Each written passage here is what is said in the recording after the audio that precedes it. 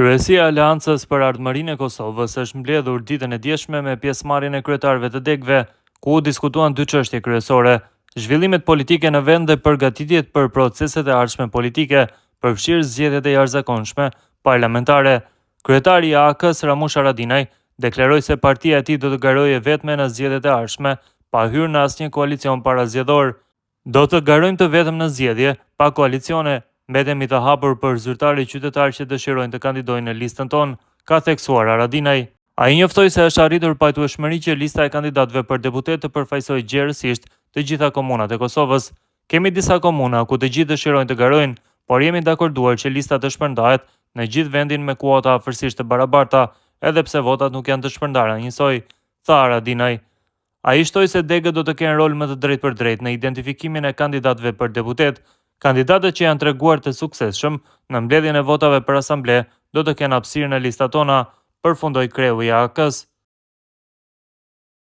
Aleanca për Ardhmërinë e Kosovës ka arritur të formojë grupin e saj parlamentar në Kuvendin e Kosovës pas bashkimit të deputetes bosnjake Duda Balje me këtë subjekt politik në kuadër të punës parlamentare.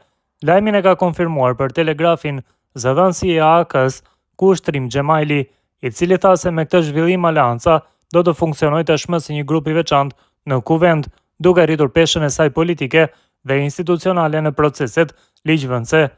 Sipas rregullores së Kuvendit të Kosovës, për të formuar një grup parlamentar të mëvetshëm, nevojiten të paktën 6 deputet. Deri më tani, AK-ja kishte vetëm 5, përkatësisht Ramush Haradinajn, Pal Lekajn, Time Kadriajn, Shemsedin Dreshajn dhe Daut Haradinajn, çka e bënte të pamundur krijimin e grupit pa mbështetjen e një deputeti jashtë subjektit. Kjo mbështetje erdhi nga Duda Balje, deputete e komunitetit bosnjak dhe kryetare e Partisë Social-Demokrate të Unitetit.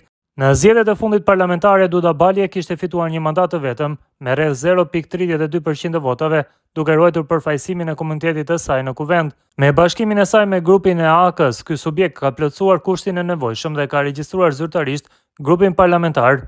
Kjo nuk kupton se AK-ja tani do të ketë të drejtën për pjesëmarrje të drejtë për drejtë në konferencën e kryetarëve, përfaqësim në komisionet parlamentare, kohë të caktuar për diskutime në seanca plenare, si dhe më shumë hapësirë për avancimin e qëndrimeve politike në Kuvendin e Kosovës. Ky zhvillim pritet të forcojë pozitën e partisë së Ramush Haradinajt në skenën parlamentare, veçanërisht në raport me opozitën dhe debatet që pritet të zhvillohen në muajt e ardhshëm.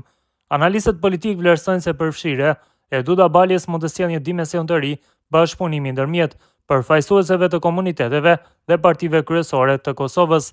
Duda Balje njihet për qëndrimet e saj të pavarura dhe për angazhimin në çështjet që lidhen me të drejtat e komuniteteve jo shumicë. Bashkëpunimi me AK-n shihet si një hap strategjik që mund të sigurojë asaj më shumë ndikim në proceset vendimarrëse të Kuvendit të Kosovës.